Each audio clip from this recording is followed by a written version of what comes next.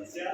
हुण मैं बेनती करांगा श्री कृष्ण कुमार जी नूं जो अपने विचार तुहाडे सामने।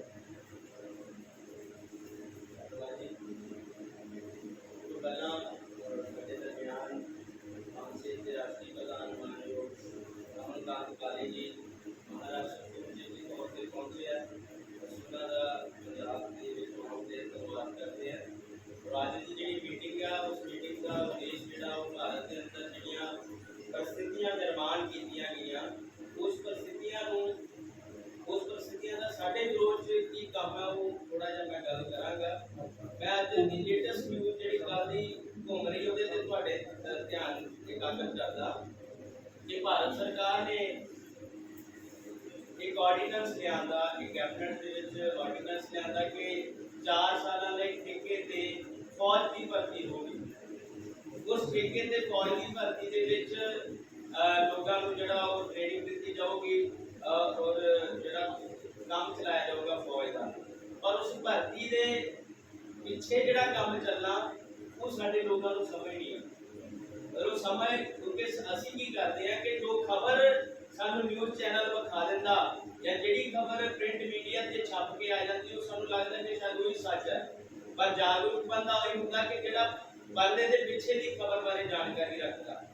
हुण उहदे इवज की होगा कि जिहड़े लोगों को फौज के रिप्रजेंटेशन मिली है, हिस्सेदारी मिली है। मान लो साडे पंजाब की असीं गल करते हैं तो सिख लाइट इन्फेंट्री है जिहदे विच शेड्यूल कास्ट के लोग रिजर्व होकर भर्ती हो जाते। सिख रेजीमेंट है जिहदे विच जट सिख लोग भर्ती हो जाते हैं। इस तरह महार रेजीमेंट है, चमार रेजीमेंट है, गोरखा रेजीमेंट है, राजपूत रेजीमेंट है। उन्होंने रिप्रजेंटेशन है। परिस्थितियां उस वेले अंग्रेजों के सामने भी भारत के अंदर पैदा हुई होंगियां क्योंकि भारत खेती प्रधान देश ना होने करके जाति प्रधान देश है। खेती प्रधान सानू पढ़ाया जाता ना कि भारत खेती प्रधान देश है, पर भारत खेती प्रधान देश नहीं जाति प्रधान देश है। पर अंग्रेज इन्हां चीज़ों तो भली भांत वाकफ सी, इस करके उन्होंने हर जाति को उन्होंने रिप्रजेंटेशन देने की कोशिश की ताकि उन्होंने रखा जा सके, उन्होंने इस देश के अंदर संतुष्ट रखा जा सके। पर आज की होगा मतलब आने वाले समय की होगा कि RSS के अपने लोग जो फौज सीधा भर्ती होंगे और जो फौज भर्ती होंगे ना तो शेड्यूल कास्ट का सर्टिफिकेट देखना, ना OBC का सर्टिफिकेट देखना, ना कोई माइनॉरिटी व्यक्ति। जो ये चीज़ा सारिया बैकफुट से चला गया फिर सीधे तौर पर उन्होंने लैटरल एंट्री मिलूगी फौज के। जो फौज के लैंड चुके इस देश का जो हुक्मरान है इजराइल को ध्यान रख के काम कर रहा है कि इजराइल कितना फिलीपींस के उत्ते इजराइल कितना काबू कर गया।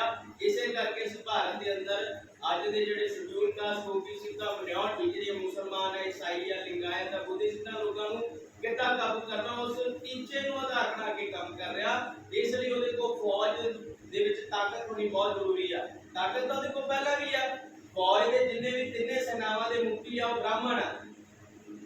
फौज का CDS एक नवा एक होता उन्होंने क्रिएट किया CDS। वो CDS का मुखी भी वो नवा संविधान ने फौज की जी पावर है 3 सेनावां की पावर राष्ट्रपति को दी, पर इस सरकार ने राष्ट्रपति को पावर खो के CDS को दे दी। CDS जेड़ा है वो अपनी मर्जी का रावत पहला बनाया सी जेड़ा एक्सीडेंटल दे विच खत्म हो गया। उस बाद नवा CDS कायम करने लिए एक कमेटी बना दी। वो सारा ਤੁਹਾਨੂੰ ਮੈਨੂੰ ਵਿਖਾਉਣ ਲਈ एक एग्जांपल। दूसरी एग्जांपल भारत दे गवर्नमेंट भारत दे लोकां दे विरोध लोकतंत्र दे विरोध भारत दे जुडिशरी दी जेड़े न्यायिक तंत्र दे विच काबिल लोग आ। भारत दी एग्जीक्यूटिव जेड़े IAS IPS IRS ऑफिसर आ, भारत के जर्नलिस्ट जेडे तुहाडी साडी खबर अखबार तक लैके जाते इन्हां सारे लोगों या भारत के नेतावां की पेगासस राही जी इजराइल का पेगासस स्पाईवेयर सॉफ्टवेयर है वो जसूसी करवाई जा रही है। इसका मतलब ये असी अपने देश के अंदर एक दोषी बन के विचर रहे हैं। तो जसूसी का दुश्मन की करवाई जाती है या किसी दोषी की करवाई जाती है। तो अज साडे देश असी इस देश के मुकामी लोग हैं। मुकामी का मतलब इस देश के असल बशिंदे हैं और असल बशिंदे लोगों की जसूसी करवाई जा रही है। असल बशिंदे लोगों को अधिकार वंचित करने लिए नवीं नीतियां घड़ियां जा रही। OBC ਦੀ ਰਿਜ਼ਰਵੇਸ਼ਨ ਦੇ ਵਿਰੋਧ ਵਿੱਚ ਸੁਪਰੀਮ ਕੋਰਟ ਦੇ ਅੰਦਰ ਪਾਰਲੀਮੈਂਟ ਦੇ ਸੁਪਰੀਮ ਕੋਰਟ ਦੇ ਅੰਦਰ ਕੇਂਦਰ ਸਰਕਾਰ ਐਫੀਡੇਵਿਟ ਦੇ ਰਹੀ ਆ। ਸ਼ਡਿਊਲ ਕਾਸਟ ਦੇ ਜਿਹੜੀ ਰਿਪਰੈਜ਼ੈਂਟੇਸ਼ਨ ਨੌਕਰੀਆਂ ਦੇ ਵਿੱਚ ਹਿੱਸੇਦਾਰੀ, ਬ੍ਰਾਹਮਣੀਕਲ ਜਿਹੜੀ ਨਿਆਇਕ ਵਿਵਸਥਾ ਆ, ਬ੍ਰਾਹਮਣ ਜੱਜਾਂ ਦੇ ਕੋਲੋਂ ਸ਼ਡਿਊਲ ਕਾਸਟ ਲੋਕਾਂ ਦੀ ਜਿਹੜੀ ਰਿਪਰੈਜ਼ੈਂਟੇਸ਼ਨ ਉਹਦੇ ਵਿਰੋਧ ਚ ਫੈਸਲੇ ਦਵਾਏ ਜਾ ਰਹੇ ਆ ਤੇ ਸਾਨੂੰ ਲੱਗਦਾ ਕਿ ਹਾਲੇ ਕੁਝ ਨਹੀਂ ਹੋਇਆ। ਇੱਕ ਗੱਲ ਹੋਰ ਸਾਥੀਓ ਤੁਹਾਡੇ ਨਾਲ ਸਾਂਝੀ ਕਰਦਾ, ਐਗਜ਼ਾਮਪਲ ਦਿੰਦਾ ਕਿ ਭਾਰਤ ਦਾ ਸੰਵਿਧਾਨ 26 ਜਨਵਰੀ 1950 ਨੂੰ ਲਾਗੂ ਹੁੰਦਾ ਤੇ ਜਨਵਰੀ 1951 ਨੂੰ ਭਾਰਤ ਦੇ ਸੰਵਿਧਾਨ ਦੇ ਵਿੱਚ ਪਹਿਲੀ ਸੋਧ ਹੋ ਜਾਂਦੀ। ਪਹਿਲੀ ਸੋਧ ਕੀ ਹੁੰਦੀ ਆ ਕਿ ਭਾਰਤ ਦੇ ਸੰਵਿਧਾਨ ਦੇ ਅੰਦਰ ਭਾਰਤ ਦੇ ਲੋਕਾਂ ਨੂੰ ਜਿਹੜੇ ਫੰਡਾਮੈਂਟਲ ਰਾਈਟਸ ਦਿੱਤੇ ਗਏ ਸੀ, ਉਹਨਾਂ ਦੇ ਮੌਲਿਕ ਅਧਿਕਾਰ ਦਿੱਤੇ ਹੋਏ ਗਏ ਸੀਗੇ, ਉਹਨਾਂ ਦੇ ਉੱਤੇ ਨਕੇਲ ਕਸਣ ਲਈ ਪਹਿਲੀ ਸੋਧ ਮਤਲਬ ਸੰਵਿਧਾਨ ਲਾਗੂ ਹੋਏ ਨੂੰ 1 ਸਾਲ ਵੀ ਨਹੀਂ ਹੁੰਦਾ ਔਰ ਉਸ ਵੇਲੇ ਕਿਉਂਕਿ ਸੰਵਿਧਾਨ ਸਭਾ ਦੇ ਵਿੱਚ ਤਾਲੀਆਂ ਮਰਵਾਉਣ ਲਈ ਟੇਬਲ ਦੇ ਉੱਤੇ ਜਾਂ ਦੂਸਰੇ ਮੁਲਕਾਂ ਨੂੰ ਵਿਖਾਉਣ ਲਈ ਕਿ ਅਸੀਂ ਇੱਕ ਦੇਸ਼ ਦਾ ਬਹੁਤ ਵੱਡਾ ਡੈਮੋਕ੍ਰੈਟਿਕ ਸੰਵਿਧਾਨ ਲਾਗੂ ਕੀਤਾ, ਪਰ ਉਸ ਸੰਵਿਧਾਨ ਦੇ ਅੰਦਰ ਪਹਿਲੀ ਅਮੈਂਡਮੈਂਟ ਜਿਹੜੀ ਆ ਉਹ ਜਨਵਰੀ 1951 ਨੂੰ ਕਰ ਦਿੱਤੀ ਜਾਂਦੀ। ਔਰ ਅਮੈਂਡਮੈਂਟ ਕੀ ਹੈ ਕਿ ਭਾਰਤ ਦੇ ਲੋਕਾਂ ਨੂੰ ਜਿਹੜੇ ਫੰਡਾਮੈਂਟਲ ਰਾਈਟਸ ਮਿਲੇ ਆ ਉਸ ਫੰਡਾਮੈਂਟਲ ਰਾਈਟਸ ਦੀ ਮਤਲਬ ਉਹਨੂੰ ਨਕੇਲ ਪਾਉਣ ਲਈ ਇੱਕ ਸੋਧ ਕਰ ਦਿੱਤੀ ਜਾਂਦੀ। ਇਹ ਕਿਉਂਕਿ ਜਿਹੜੇ ਲੋਕ ਸੰਵਿਧਾਨ ਸਭਾ ਦੇ ਵਿੱਚ ਬੈਠੇ ਸੀ ਉਹ ਕੋਈ ਆਮ ਲੋਕ ਨਹੀਂ ਸੀਗੇ, ਉਹ ਜਗੀਰਦਾਰ ਢਾਂਚੇ ਦੇ ਮਾਲਕ ਸੀ। ਸਿਰਫ ਤੇ ਸਿਰਫ ਆਮ ਲੋਕਾਂ ਦੀ ਮੁਸ਼ਕਲਾਂ ਨੂੰ ਸਮਝਣ ਵਾਲੇ ਬਾਬਾ ਸਾਹਿਬ ਡਾਕਟਰ ਅੰਬੇਡਕਰ ਜਿਹੜੇ ਡਰਾਫਟਿੰਗ ਕਮੇਟੀ ਦੇ ਚੇਅਰਮੈਨ ਸੀ। तो आज ਦੀਆਂ परिस्थितियां ਤੋਂ ਜਾਣੂ ਹੋਣਾ ਬਹੁਤ ਜ਼ਰੂਰੀ ਆ। ਅੱਜ ਇਸ ਦੇਸ਼ ਦੇ ਅੰਦਰ ਇਹੋ ਜਿਹੇ ਹਾਲਾਤ ਪੈਦਾ ਕੀਤੇ ਜਾ ਰਹੇ ਆ ਕਿ ਕਿਸੇ ਵੀ ਵੇਲੇ ਇਸ ਦੇਸ਼ ਦੇ ਅੰਦਰ ਐਮਰਜੈਂਸੀ ਲੱਗਦੀ ਆ ਕਿ ਜਾਤੀਆਂ 'ਚ ਵੰਡੇ ਹੋਏ ਲੋਕ ਇਕੱਠੇ ਹੋ ਜਾਣਗੇ, ਉਪ ਜਾਤੀਆਂ 'ਚ ਵੰਡੇ ਹੋਏ ਲੋਕ ਇਕੱਠੇ ਹੋ ਜਾਣਗੇ, ਗੋਤਰਾਂ 'ਚ ਵੰਡੇ ਹੋਏ ਲੋਕ ਇਕੱਠੇ ਹੋ ਜਾਣਗੇ, ਨਹੀਂ ਹੋਣਗੇ। ਉਹਨਾਂ ਨੂੰ ਇਕੱਠੇ ਕਰਨ ਲਈ ਇੱਕ ਵਿਚਾਰਧਾਰਾ ਜ਼ਰੂਰੀ ਆ। ਅੱਜ ਸਾਨੂੰ ਇਹ ਕਿਹਾ ਜਾਂਦਾ ਕਿ ਚਮਾਰ ਜਿਹੜਾ ਵਾਲਮੀਕੀ ਦਾ ਵਿਰੋਧੀ ਆ, ਵਾਲਮੀਕੀ ਚਮਾਰ ਦਾ ਵਿਰੋਧੀ ਆ, ਮਤੰਗ ਮਹਾਰ ਦਾ ਵਿਰੋਧੀ ਆ, ਮਹਾਰ ਪਤੰਗ ਦਾ ਵੀ ਇਹੋ ਜਿਹੀਆਂ परिस्थितियां ਭਾਰਤ ਦੇ ਅੰਦਰ ਪੈਦਾ ਕੀਤੀਆਂ ਜਾਂਦੀਆਂ। तो ਇਹ ਸਾਨੂੰ ਦੇਖਣਾ ਪਊਗਾ ਕਿ ਇਹਦੇ ਪਿੱਛੇ ਕੀ ਕਾਰਨ ਹੈ, ਕਿਉਂਕਿ ਸਾਨੂੰ ਲੱਗਦਾ ਕਿ ਅੱਜ ਗਿਆਨੀ ਦਿੱਤ ਸਿੰਘ ਕਿੱਥੇ ਆ। ਗਿਆਨੀ ਦਿੱਤ ਸਿੰਘ ਪੰਜਾਬ ਦੇ ਲੋਕ ਜਿਹੜੇ ਸਿੱਖ ਫਲਸਫੇ ਨੂੰ ਮੰਨਣ ਵਾਲੇ ਆ, ਕਿਤੇ ਯਾਦ ਕੀਤਾ ਜਾਂਦਾ ਗਿਆਨੀ ਦਿੱਤ ਸਿੰਘ ਨੂੰ, ਕਿਉਂਕਿ ਸਾਨੂੰ ਪਤਾ ਹੀ ਨਹੀਂ ਹੈ ਕਿ ਸਾਡੇ ਮਹਾਂਪੁਰਖਾਂ ਨੇ ਕੀਤਾ ਕੀ ਹੈ। ਅੱਜ ਜੇ ਸਿੱਖ ਫਲਸਫਾ ਭਾਰਤ ਦੇ ਅੰਦਰ ਜਿਉਂਦਾ ਹੈ ਜਾਂ ਦਰਬਾਰ ਸਾਹਿਬ ਨਰੈਣੂ ਮੰਤਾ ਕੋ ਕਿਸੇ ਨੇ ਆਜ਼ਾਦ ਕਰਾਇਆ ਤੇ ਕੌਣ ਸੀ ਗਿਆਨੀ ਦਿੱਤ ਸਿੰਘ, ਇਹਨੂੰ ਪਤਾ। तो ਸਾਨੂੰ ਇਹ ਚੀਜ਼ਾਂ ਦੇਖਣ ਦੀ ਵਾਚਣ ਦੀ ਲੋੜ ਹੈ। ਕਿੱਥੇ ਤਥਾਗਤ ਬੁੱਧ ਦੀ ਵਿਚਾਰਧਾਰਾ ਹੈ, ਕਿੱਥੇ ਭਗਤ ਨਾਮਦੇਵ ਦੀ ਵਿਚਾਰਧਾਰਾ, ਕਿੱਥੇ ਸੰਤ ਰਹਿਦਾਸ ਦੀ ਵਿਚਾਰਧਾਰਾ, ਕਿੱਥੇ ਕਬੀਰ ਦੀ ਵਿਚਾਰਧਾਰਾ। ਇਹ ਲੋਕ ਕਿੱਥੇ ਚਲੇ ਗਏ? ਜਿਹੜੇ ਲੋਕ ਬੇਗਮਪੁਰਾ ਦਾ ਰਾਜ ਲੋਚਦੇ ਸੀ, ਉਹਨਾਂ ਦਾ ਵਿਚਾਰ ਕਿੱਥੇ ਹੈ? ਵਿਚਾਰ ਖਤਮ ਕਰ ਦਿੱਤਾ ਜਾਂਦਾ ਔਰ ਆਪਣਾ ਇੱਕ ਵਿਚਾਰ ਸਟੈਬਲਿਸ਼ ਕੀਤਾ ਜਾਂਦਾ। ਅੱਜ ਜਿਹੜੇ ਲੋਕ ਰਾਜ ਕਰ ਰਹੇ ਆ ਉਹਨਾਂ ਦਾ ਇੱਕ ਵਿਚਾਰ ਹੈ। आरएसएस 1920 ਚ ਹਿੰਦੂ ਮਹਾਸਭਾ ਬਣਦੀ ਆ, 1925 ਚ आरएसएस ਸਥਾਪਿਤ ਹੁੰਦੀ ਆ। ਅੱਜ ਉਹ ਲੋਕ 100 ਸਾਲ ਵੀ ਨਹੀਂ ਪੂਰੇ ਹੋਏ ਤੇ ਪੂਰੇ ਭਾਰਤ ਦੇ ਅੰਦਰ ਉਹਨਾਂ ਨੇ ਬ੍ਰਾਹਮਣ ਰਾਜ ਸਟੈਬਲਿਸ਼ ਕਰ ਲਿਆ। ਰਾਜ ਕਿੱਦਾਂ ਸਟੈਬਲਿਸ਼ ਕੀਤਾ? ਵਿਚਾਰਧਾਰਾ ਨਾਲ। ਉਹਨਾਂ ਨੇ ਸਾਵਰਕਰ ਨੂੰ ਫੋਲੋ ਕੀਤਾ, ਗੋਵਲਕਰ ਨੂੰ ਫੋਲੋ ਕੀਤਾ, ਹੈਡਗਵਾਰ ਨੂੰ ਫੋਲੋ ਕੀਤਾ ਔਰ ਅੱਜ ਮੋਹਨ ਭਾਗਵਤ ਨੂੰ ਫੋਲੋ ਕਰ ਰਹੇ, ਜਿਹੜਾ ਅੱਜ ਦਾ ਸਰਸੰਘ ਸੰਚਾਲਕ ਆਰਐਸਐਸ ਦਾ। तो ਜਿਹੜੇ ਲੋਕ ਵਿਚਾਰਧਾਰਾ ਤੇ ਕੰਮ, ਬਾਬਾ ਸਾਹਿਬ ਡਾਕਟਰ ਅੰਬੇਡਕਰ ਕਹਿੰਦੇ ਆ ਕਿ ਦੁਨੀਆ ਦੇ ਉੱਤੇ ਵਿਚਾਰ ਹੀ ਰਾਜ ਕਰਦੇ ਆ ਔਰ ਵਿਚਾਰਾਂ ਨੂੰ ਪ੍ਰੋਪੋਗੇਟ ਕਰਨ ਲਈ ਤੁਹਾਨੂੰ ਪ੍ਰਚਾਰਕ ਤੇ ਪ੍ਰਸਾਰਕਾਂ ਦੀ ਲੋੜ ਹੈ। ਇੰਜੀਨੀਅਰ ਅਮਿਤ ਮਾਟੇ ਜੀ यूपी ਤੋਂ ਆ, ਅਮਿਤ ਕੁਮਾਰ ਗੌਤਮ ਜੀ यूपी ਤੋਂ ਆ ਔਰ यूपी ਦੇ ਵਿੱਚੋਂ ਸਾਡੇ ਕੋਲ ਆ ਕੇ ਰਹਿ ਰਹੇ ਆ, ਆਪਣਾ ਪਰਿਵਾਰ ਤਿਆਗ ਕੇ ਬੈਠੇ ਆ। ਉਹ ਸਮਾਂ ਜਿਹੜਾ ਇਹਨਾਂ ਦੇ ਵਿਆਹ ਕਰਾ ਕੇ ਇੱਕ ਨਵੇਂ ਜੀਵਨ ਦੀ ਸ਼ੁਰੂਆਤ ਕਰਨ ਵਾਲਾ ਉਸ ਸਮੇਂ ਨੂੰ ਤਿਆਗ ਕੇ ਅੱਜ ਸਾਡੇ ਲੋਕਾਂ ਦੇ ਅੰਦਰ ਜਾਗਰਤੀ ਦੀ ਜਿਹੜੀ ਚਿਹਰ ਉਹ ਪੈਦਾ ਕਰਨ ਲਈ ਆਏ। ਕਿਉਂ ਆਏ? ਕਿਉਂਕਿ ਸਾਡੇ ਮਹਾਂਪੁਰਖਾਂ ਦਾ ਜਿਹੜਾ ਅੰਦੋਲਨ ਅਧੂਰਾ ਆ ਇਸ ਦੇਸ਼ ਦੇ ਅੰਦਰ ਹੁਕਮਰਾਨ ਬਣਨ ਦਾ, ਉਹ ਅਧੂਰਾ ਆ। ਉਹਨੂੰ ਪੂਰਾ ਕਰਾਉਣ ਲਈ ਸਾਡੇ ਲੋਕਾਂ ਨੂੰ ਜਾਗਰੂਕ ਕਰਨ ਲਈ ਪਿੰਡ ਪਿੰਡ ਸ਼ਹਿਰ ਫਿਰ ਰਹੇ ਆ। तो साथियों, मैं आप सबके अगे ही ताकीद करदा कि इस देश के अंदर बाबा साहब डॉक्टर अंबेडकर जिहड़े संविधान सानू दे के गए, ਅਸੀਂ ਅੱਜ बोल रहे हैं क्योंकि इस देश के अंदर संविधान के अंदर आर्टिकल बने आ बोलण दे। इस देश के अंदर ਅਸੀਂ ਪਹਿਲਾਂ नहीं सी बोल सकते, क्योंकि ਪਹਿਲਾਂ बोलण दे तो ਪਹਿਲਾਂ बोलते तो मनुस्मृति के संविधान मुताबिक साडी जीभ ਕੱਟ ਦਿੱਤੀ ਜਾਣੀ ਸੀ ਜਾਂ ਸਾਡੇ ਕੰਨਾਂ ਦੇ ਅੰਦਰ ਸਿੱਕੇ ਢਾਲ ਕੇ ਪਾ ਦਿੱਤੇ ਜਾਣੇ ਸੀ। ਪਰ ਅੱਜ ਭਾਰਤ ਦੇ ਸੰਵਿਧਾਨ ਨੇ ਸਾਨੂੰ ਬੋਲਣ ਦਾ ਅਧਿਕਾਰ ਦਿੱਤਾ। ਜੇਕਰ ਅਸੀਂ ਬੋਲਣ ਦੇ ਅਧਿਕਾਰ ਦੇ ਦਾ ਉਪਯੋਗ ਕਰਕੇ ਅਸੀਂ ਆਪਣੇ ਲੋਕਾਂ ਨੂੰ ਜਗਾਉਣ ਦੇ ਵਿੱਚ ਨਾਕਾਮਯਾਬ ਰਹਿੰਦੇ ਆ ਤੇ ਆਉਣ ਵਾਲੇ ਸਮੇਂ 'ਚ ਇਸ ਦੇਸ਼ ਦੇ ਅੰਦਰ ਦੁਬਾਰਾ ਮਨੁਸਮ੍ਰਿਤੀ ਦਾ ਰਾਜ ਜਿਹੜਾ ਲਾਗੂ ਕੀਤਾ ਜਾਊਗਾ। ਇਸ ਦੇਸ਼ ਦੇ ਅੰਦਰ ਫੌਜ ਨਹੀਂ ਤਿਆਰ ਕੀਤੀ, ਫੌਜ ਤੁਹਾਨੂੰ ਕੰਟਰੋਲ ਕਰਨ ਲਈ ਤਿਆਰ ਕੀਤੀ ਜਾ ਰਹੀ ਹੈ, ਕਿਉਂਕਿ ਜਿਹੜੀ ਫੌਜ ਤਿਆਰ ਕੀਤੀ ਜਾ ਰਹੀ ਹੈ ਉਹ ਆਰਐਸਐਸ ਦੀ ਵਿਚਾਰਧਾਰਾ ਵਾਲੀ ਫੌਜ ਹੋਊਗੀ। ਔਰ ਜਿੱਥੇ ਆਰਐਸਐਸ ਦੀ ਵਿਚਾਰਧਾਰਾ ਤੁਹਾਨੂੰ ਕੰਟਰੋਲ ਕਰਨ ਦੀ, ਉੱਥੇ ਫਿਰ ਗੋਲੀ ਵੀ ਚਲਾਈ ਜਾਊਗੀ, ਡੰਡੇ ਵੀ ਚਲਾਏ ਜਾਣਗੇ।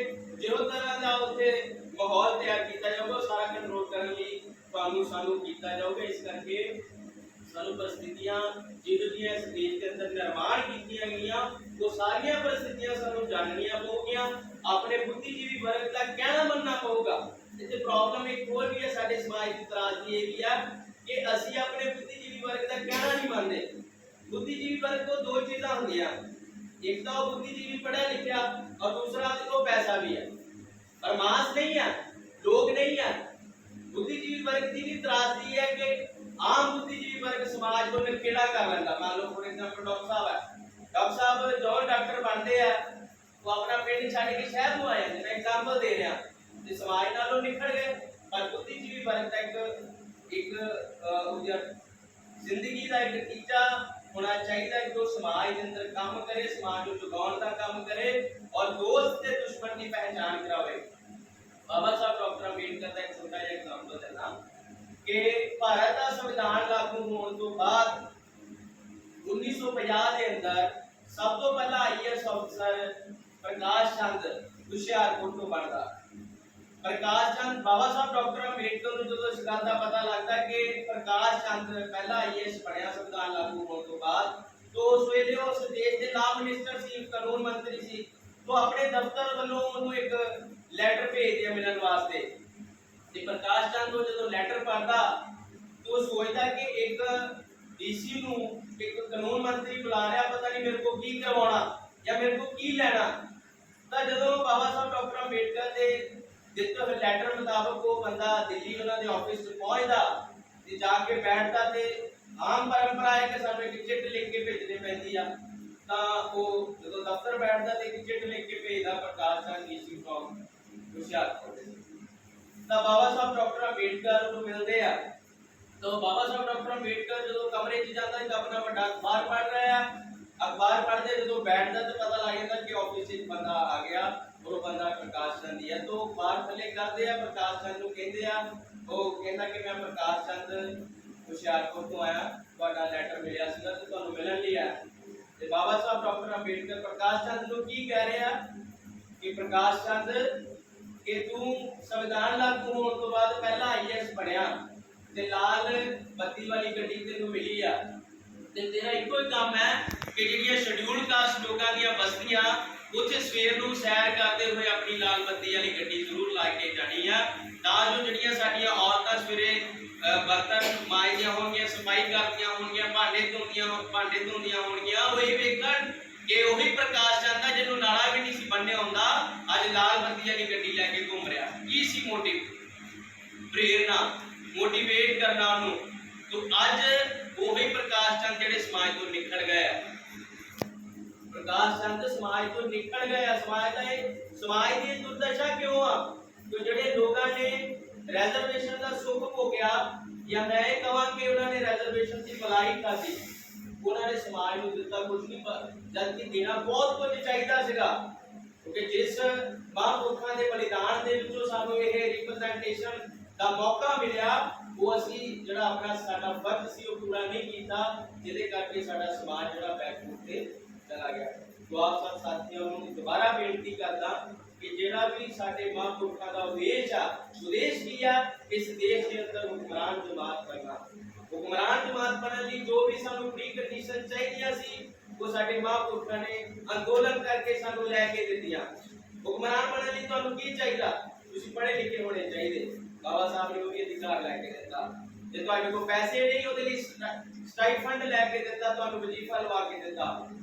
दूसरा तुहाडे कोल राजनीतिक अधिकार, तुहानू वोट पाउण दा अधिकार लैके दित्ता। और तीसरा सब तो बड़ा अधिकार कि जिहड़े लोग सदियां तो हाशिए ते तके हुए सी, सदियां तो मुख्य धारा तो दरकिनार कीते गए सी, ਉਹਨਾਂ ਲੋਕਾਂ ਦੇ ਅੰਦਰ ਸਵੈਮਾਨ ਦੀ ਭਾਵਨਾ ਪਏ। ਕਿਉਂਕਿ ਜੇ ਸਵੈਮਾਨ ਹੋਊਗਾ ਤਾਂ ਹੀ ਤੁਸੀਂ ਕਿਸੇ ਦੇ ਅੱਖ ਦੇ ਵਿੱਚ ਅੱਖ ਪਾ ਕੇ ਗੱਲ ਕਰ ਸਕਦੇ। ਔਰ ਸਾਡੀ ਵੱਡੀ ਪ੍ਰਾਪਤੀ ਕੀ ਆ? ਅੱਜ ਬਾਬਾ ਸਾਹਿਬ ਡਾਕਟਰ ਅੰਬੇਡਕਰ ਦਾ ਜਿਹੜਾ ਸੰਘਰਸ਼ ਆ, ਉਹ ਸੰਘਰਸ਼ ਨੂੰ ਪੂਰ ਪਿਆ ਪੰਜਾਬ ਦੇ ਅੰਦਰ, ਕਿਉਂਕਿ ਬਾਬਾ ਸਾਹਿਬ ਡਾਕਟਰ ਅੰਬੇਡਕਰ ਪਹਿਲਾਂ ਵੀ ਪਰਮਾਨੈਂਟ ਸੈਟਲਮੈਂਟ ਦੀ ਗੱਲ ਕਰਕੇ ਗਏ ਆ। ਪਰਮਾਨੈਂਟ ਸੈਟਲਮੈਂਟ ਦਾ ਮਤਲਬ ਕਿ ਜ਼ਮੀਨਾਂ ਦੇ ਅੰਦਰ ਬਰਾਬਰਤਾ ਦੀ ਹਿੱਸੇਦਾਰੀ ਦੀ। ਪਰ ਪੰਜਾਬ ਦੇ ਅੰਦਰ ਉਹ ਮੁੱਢ ਵੱਜਾ ਔਰ ਮੁੱਢ ਮਾਲਵੇ ਚੋਂ ਵੱਜਾ। ਮਾਲਵੇ ਦੇ ਲੋਕਾਂ ਨੇ ਪੰਚਾਇਤੀ ਜ਼ਮੀਨਾਂ ਦੇ ਅੰਦਰ ਮੁਸ਼ਤਰਕਾ ਮਾਲਕਾਨ ਦੇ ਵਿੱਚ ਆਪਣੀ 1/3 ਹਿੱਸੇਦਾਰੀ ਦੀ ਜਿਹੜੀ ਡਿਮਾਂਡ ਵਧਾਈ ਆ, ਉਹ ਸਾਡੀ ਬਹੁਤ ਵੱਡੀ ਪ੍ਰਾਪਤੀ ਆ। ਕਿਉਂਕਿ ਉਸ ਵੇਲੇ ਬਾਬਾ ਸਾਹਿਬ ਡਾਕਟਰ ਅੰਬੇਡਕਰ ਨੇ ਜਦੋਂ ਇਹ ਪ੍ਰਪੋਜ਼ਲ ਰੱਖੀ ਸੀ ਪਰਮਾਨੈਂਟ ਸੈਟਲਮੈਂਟ ਦੀ ਤਾਂ